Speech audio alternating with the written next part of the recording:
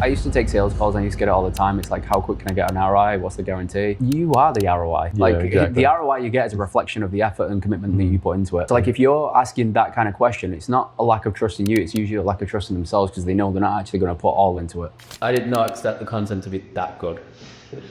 Don't let that experience or that opportunity that you have by doing a mastermind or something, don't let that go to waste. Because I'm so glad that we did this now, because there's been so much stuff that we've been able to package together, video, make content out of. And I know this is something that a lot of my clients will really enjoy, and it will help me obviously reach out and expose myself to those kind of clients. So if you've got an opportunity like a mastermind or something where you'll have a good group of people and you'll be able to get some good valuable content, don't waste it. Don't waste the opportunity, and make sure you actually get the right people to sit there and capture that content, because those are good experiences that you don't want to miss out on. A lot of the money we get comes from Instagram and YouTube. I have 900 subs, I have 4K followers on Instagram, and we're still able to collect over in a month just purely through the DMs. All right, so I'm out here with Kurt. He's been one of my clients for a very long time. We've been filming a lot of content for him, for YouTube and for Instagram. But we just want to sit down here and do a interview, just going back and forth on some of the results that we've gotten him and really his experience with working with us. So let's just go ahead and jump straight into that now. So before working with me, in terms of content, what were you, like, why hadn't you started yet? Jesus, like the questions I ask my prospects. Didn't really know how. That sounds like a poor excuse, but it's like I didn't really know how, didn't have the camera quality, didn't really know what to say, didn't know what worked, what did. I was probably pretty busy. I was pretty busy with sales calls, so it's like I'm quite heavily invested in myself in terms of like paying for people to get things done faster. Yeah. And I never really reached out to anyone for it because I didn't really know who was good and who wasn't good at it. But I remember you reached out to me on IG. I don't think I responded to like the first maybe 2 messages, and then you followed up with me again, and I was like, fuck it, do you know what? Like, let's just rip it. So I remember I jumped on the call and I was just like, I just want to do it. Because like you show me, I think you may have sent me a loom before it, or you sent me some sort of evidence before it of like how it's gonna go. The loom video. And then I was like, that actually makes a lot of sense. That makes my life so much easier and so much clearer to be able to just like post content and just record it so that you can edit it and just post it. So like as soon as I saw that, that was kind of like a no-brainer, because it was just like, as long as I can do this and I can get the support to do it, like it just becomes a no-brainer. Do you know what I mean? So like before it, I hadn't really had any content. I had the idea of making content, I just didn't have anything out there. And I think when we started working together, I had 0 subscribers. I don't even think I had a YouTube channel. Oh, yeah. I had 0 subscribers, and I had like maybe 800 followers on IG as well. Exactly. So what would you say is kind of the main reason or what stopped you from trying to figure it out yourself? Because I know you mentioned that you like to invest in other things to, of course, help with the process and things like that. But what stopped you from personally going and try to figuring it out yourself, maybe watching some YouTube videos? And well, what's the point though? Like I have my own skill set, which is sales. Somebody else out there has a skill set, which is video editing. Why would I try and do something myself and put the time and effort into it? And it might take me maybe months, or maybe it might take me like 6 months or 7 months to try and figure it out and actually start making good content. As opposed to somebody that's already figured all that out, and I can just invest in them to be able to support me to do it faster. Like if it depends what you value more, your time or your money, because like money you can print out of thin air. And if you're an online business owner, like you should be able to make money out of thin air anyway, as long as you got the right offer. But like time we're not getting back, so it's like for me, my time is more valuable than my money was. So if I can just pay somebody to get my stuff out there faster and speed the process up of me being able to make more money, that's way more valuable than me than wasting my time trying to do it myself. Okay, so you mentioned how you went into it to save time. A common question I have is, or a question that prospects bring up to me, is how fast can I see an ROI? And I think they're looking at it from my opinion, it's more so like content is a long-term game. But from your perspective, when you first started, I mean, you didn't have any type of coaching program yet. No. What was kind of your thought process in terms of, okay, I'm going to be spending this amount, investing into myself per month. Like what kind of ROI were you looking for that made you pull the trigger, other than this time-saving aspect?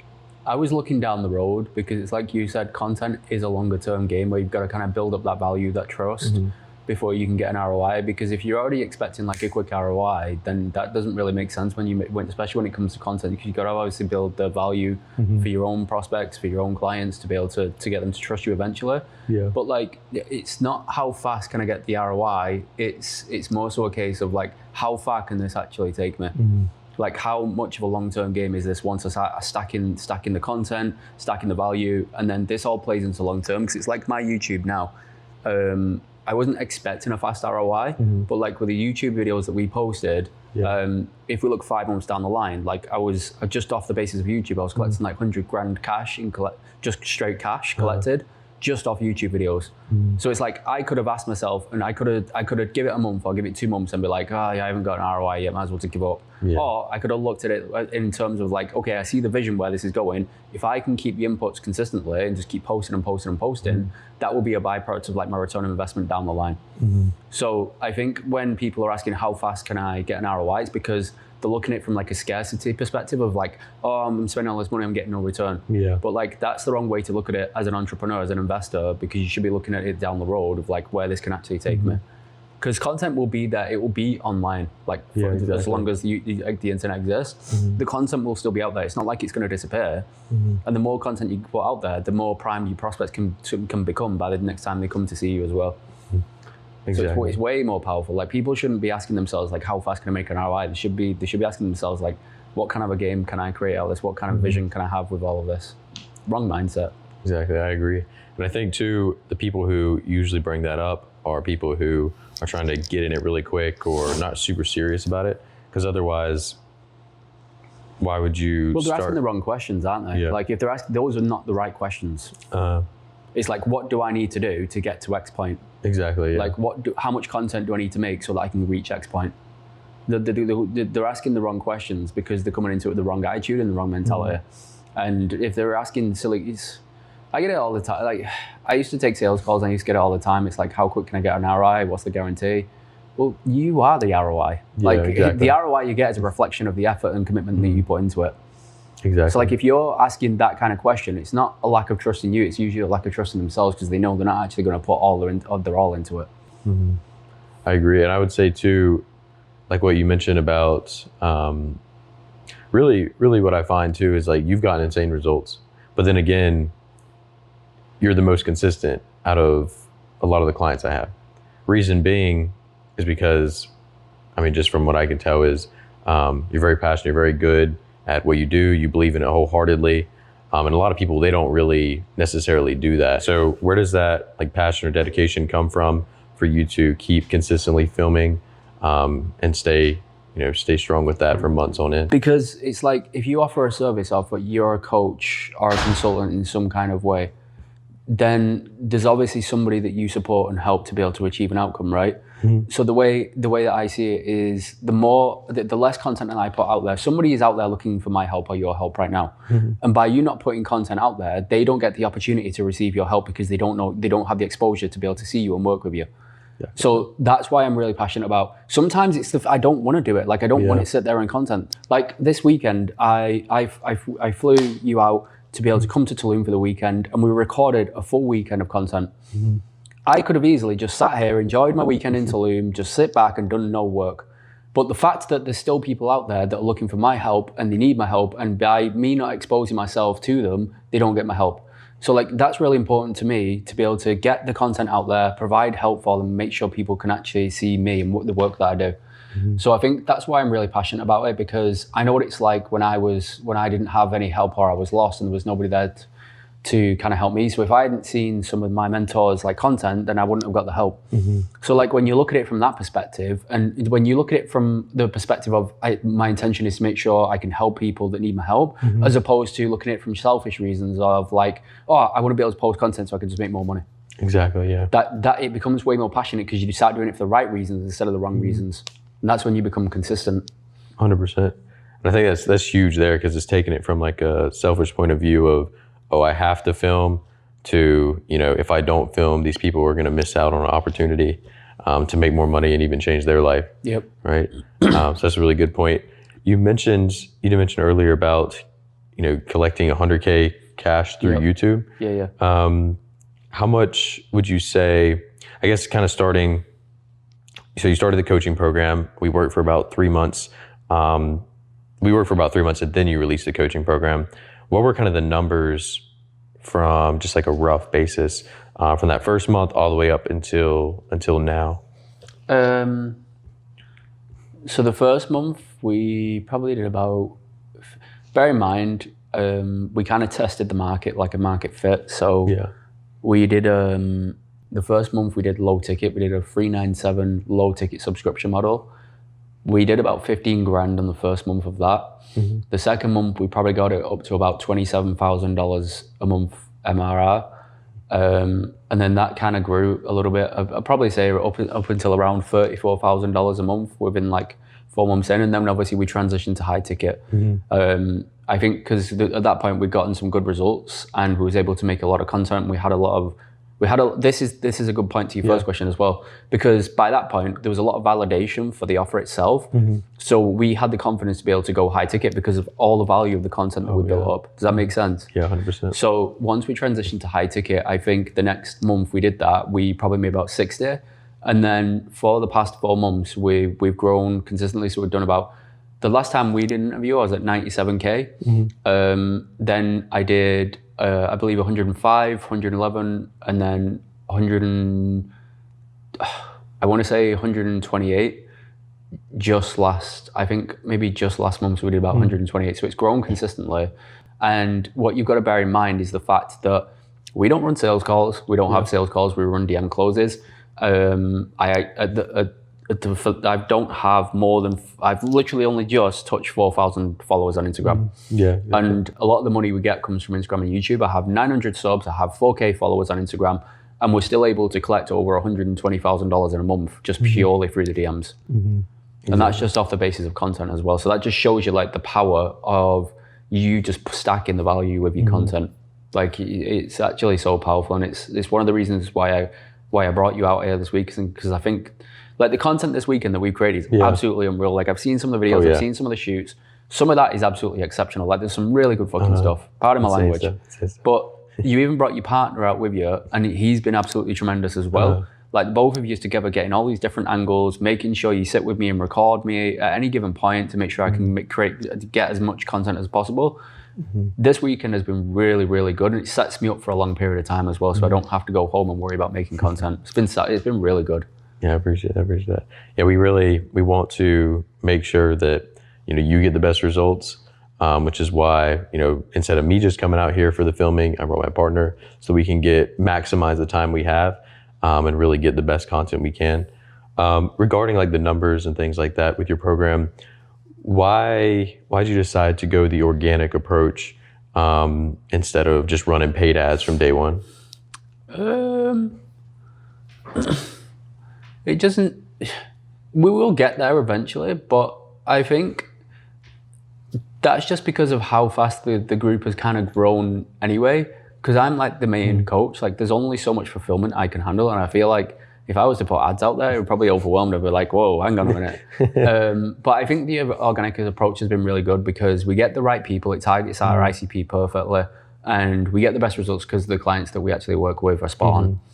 So I think if we start going to paid ads, we might start getting people a little bit uneasy about who we are, or like what kind of a client I like, and who I am as a person. So like organic is really powerful for that as well. Exactly. And what would you say regarding YouTube, the lead quality that comes from those type of videos? Exceptional. Oh my God. Honestly, so good. Because I remember you saying to me one time, like, somebody will see you for 30 seconds on IG and they'll get an idea of like what you like, but they don't truly understand your personality. And I think because of my kind of lifestyle, who I am as a person, what my beliefs are, and the kind of standards that I have for myself. Yeah. When people watch my YouTube, they're usually aligned with that person, and they actually buy into me quite a lot because they see the way I am and how I speak, and they buy into it a lot. So when they come to the program, they're not just buying the program; they're actually buying me because they trust me. Yeah. So exactly. I remember you saying to me, like, people will see 30 seconds of you on IG, but they'll watch like maybe an hour of you in like one video on YouTube, and it becomes way more powerful. Exactly.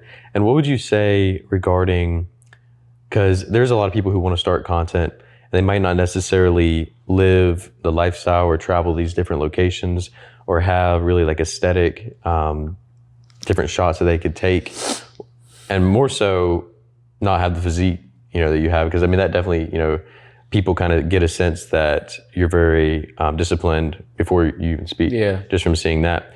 And I get this question a lot. So what would you kind of say to those people who don't have those aspects? Whose fault's that? Like, no, exactly. I mean that without being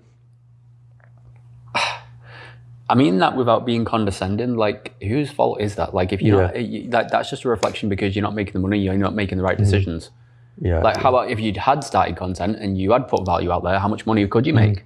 Like, these are questions that you should be answering. By me not making content, how much money am I leaving on the table? Yeah, exactly. By me not exposing myself to the people that need my help, like, how much money am I leaving on the table? So, like, you could have the option to be able to go and live however you want, but like, if you don't, it's probably your fault. I agree. But I don't think that should be an obstacle, because I've seen people like John Mark, for example. I think he's a really good example of that. Like, I've seen, he made videos just in his car. Yeah, like super low quality. Yeah, just super low quality. So it's like, you'll either find a reason to do something or not to do something. And whichever reason you're looking for is the one you'll find. And it's an excuse you'll give yourself. So it's easy to say, I don't have this, I don't have that. Well, make do with what you got and make the best of it. Yeah, I agree. So I guess more so getting into like the process aspect. And at the beginning, you mentioned it saving you a lot of time. What would you say saves you the most time when it comes to what we offer and what we help you with? It's packaged together well. So it's just a case of like, I want a YouTube video a week, so I've got to record one of those. I want maybe 4 shots, maybe 5 shots a week. And it's just a case of I record them, I send them to you in a Google Drive, you edit them, and within maybe the next day or the next couple of days, everything's done and dusted. And even if there's some revisions that need to be done, there's not a massive time distance between them being done. It's just like immediately done and dusted, and then we just get it ripped off. And then obviously it doesn't require the mental energy for me to have to think of captions, thumbnails, times to post and stuff like that. You know, like what I want editing. It doesn't really take much mental energy for me. It's just a case of record it, send it you, done, dusted, post. Exactly. And two, when you're first starting out, I know you mentioned about creating like a certain type of content. Like you didn't really want to create more because you're in the sales space. You don't want to create like super salesy or appear as like a guru type. What was kind of the shift in perspective from, because when we started, we were doing more like vlog type. You didn't really want to pitch too much or just share the sales aspect in the videos, to now where, you know, we're doing more of that type of content. What kind of changed there when it comes to that? It's like, I was finding, it was kind of like my own internal issue with like, what's it called? Imposter syndrome. Like, am I good enough to be able to tell myself that I'm helping people and coaching people with sales? And then we started getting some good results, and I was like, you know what? Like, just rip it. Like, who actually cares? Because if you're always afraid of other people's opinions of what other people might think, then you're only ever gonna have what you've got now. And if you want more than that, then you're gonna have to get out your own way and start doing things that you don't want to do. That's always the case in entrepreneurship. It's the decisions that you take, the actions that you have to take. They're not always the most comfortable, not the most ideal, but that's what takes you further than most people. So it was like, I quickly realized like that stuff isn't good enough. It's only going to take me so far. So I need to start doing what I'm actually good at, and people will see the value of that. When I started posting what I was actually good at, something as simple as like my sales framework, like that was still, I think that's still my best video today. It's got like 4.5K views or something. We've made so much money off of that video. It's crazy. Honestly, people use it for free. I get so many DMs where people are like, I use this for free and I collected X amount of piss. Oh man. Like, it's crazy. People, like, they're not even invested in me, but they still get my help because they get to see my YouTube for free. Oh man, it's crazy. Okay, so yeah, that's the thing. Like, whenever I get on the phone with somebody and we start talking about content, imposter syndrome is like a huge thing. I guess I know we just mentioned like the aspects that's kind of helped you, getting results and putting yourself out there. But is there like one thing that you could tell coaches or just agencies who are looking to start YouTube, who are really, really struggling with imposter syndrome, like one piece of advice for them?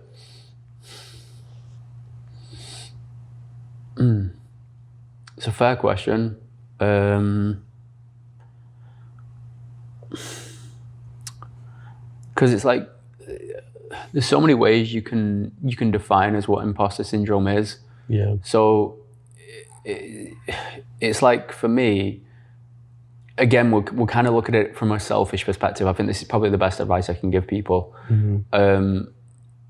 Because I remember Bill Walsh basically said to me before I started my own coaching program, it's like, somebody's out there looking for your help, and by you not doing what you need to do, they're not getting your help. Yeah. So I know I'll repeat this a couple of times, but you've got to look at it from you've got to look at it from a perspective of like, I need to stop being selfish, because the more I tell myself that I'm an imposter, the less likely is somebody that's out there that genuinely needs support to be able to make an extra income or to be able to achieve the goals. I'm standing in my way so they can't get their way, kind of thing. Yeah. So I think just stop looking at it from a selfish perspective. Stop telling yourself you're an imposter syndrome, because if you're good at what you do, you've put the time, energy, and commitment into it, and you genuinely believe that you're obsessed with your craft, you will naturally just put good quality content out there. But I think that's another important thing, is if you're genuinely obsessed and you believe you're good at what you do, you will actually put good quality content out there, 100%. Yeah, I agree. Because even that framework video is just a prime example of like, who am I, a guy that's been in sales a year and a half, but has made good money and does really good at it, who am I to create a framework for people to be able to use? But little did I know that framework was exceptional for a lot of people. So like, that's the imposter syndrome. Like it tries to tackle you, like your fears and limitations will try to meet you head on, but you just gotta fucking take control of them. What is the biggest problem that most people have when they come to a call with you and they don't typically invest for content, or they don't get the help? Typically it's, they might have just started their offer, so they don't believe in the offer themselves. So it's very, very hard for them to push it because they don't have any like testimonials or anything. So that kind of says what it is in itself. But then even if they get the testimonials, what are they going to do with them then? Yeah, exactly. Like, nobody can see the testimonials, so it's pointless having them. I agree. But I mean, that's a big one. So but then then it's just a repeated cycle. It really is. It's literally just a repeated cycle of doing nothing because you don't have anything. Yeah, exactly. Like it makes no logical sense at all. Some people, they're just in their own way, and they try and find reasons, again, not to do something or make excuses as to why they can't do something instead of reasons why they should. But yeah, like I said, it's just a repeated pattern that will never change unless they do. Yeah, I agree. And I would even say, so another one that I get is very specific, but it's the ticket price of their offer, because they want to see an ROI month to month. And if they're paying, X amount for an investment to help with this, they want to see, X amount of sales per month to get that ROI. I know we already talked about the ROI, but really when it comes to that. Let me ask you this. Yeah. The best clients that you work with, do they ever object on the idea of like getting an ROI or the price? No. Why?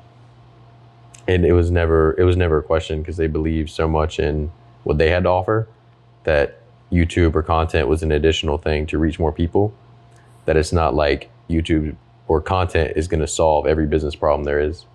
It's an additional way to market and to get what they have in front of more people to make more sales. So what does that show you about the people that barter on price then? Or they give you a price objection? They don't believe in what they have to offer. But not just that, what type of client do you think they'd be? Not a good one.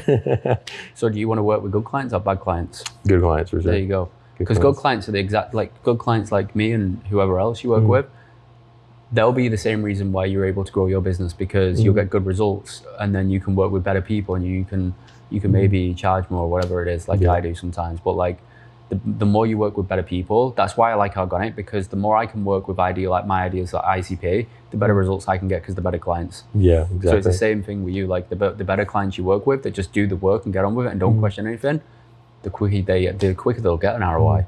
And they'll stop asking silly questions like, well, how fast can I get an ROI? They'll just get the ROI. 100%. Do you know what I mean? Yeah, for sure. And I guess too, kind of going more into your niche specifically, there's a lot of sales coaches out there creating, very entertaining content. Yep. And I get this a lot of people who just want to create entertaining content, go viral, and kind of move the value stuff to the side. And really, nowadays it's very flashy. Like a lot of people do that. What is your perspective on creating viral content, more so for sales coaches in the space? Good luck getting good clients off the back of the end of that. Like seriously, it's like if people are there for entertainment, like they're not there because they want to get better at something. Yeah. Like I make very targeted, specific content with the idea in mind that it's going to trigger somebody that is a good client with good money and they're actually committed to making it work. So if you think if viral is going important to you because if it fills your ego of making like, oh, I went viral, like look at me. How much money did you make at the post? Oh, nothing. Yeah. But I went viral. Yeah. That's great, but I'm not here to go viral. I'm here to literally make as much money as I can and make sure I help the right people. So, of course, we're here. We filmed some great stuff this weekend. But more, I want to ask you because this is really the first client shoot that I've done other than way back doing weddings as videography jobs here and there. Really with this whole like collaboration, us being flowing out, what kind of was your expectations before going into this and what you've been pretty satisfied with us here? With this weekend? Yeah. I did not expect the content to be that good. Like yesterday was really good. We like you even went out and got a drone before you arrived, and we recorded some exceptional content all the way up on the roof. And I think this weekend we probably got enough content to last me a good amount of time, but not even just surface level content, like real top quality content. And I think this has just been a really good experience for me to understand that this is something I will 100% and I will 100% like do again. Yeah. Because it's so much easier for you to just kind of be on standby and be like, you just recording candidates, ins and outs of like when I'm doing my own stuff, or just catch me in action and like get some really good, natural content over it. Like that's been so helpful. And I think you've just been pleasant to be around as well. Like you're an easygoing person. Like you do the job, you don't complain.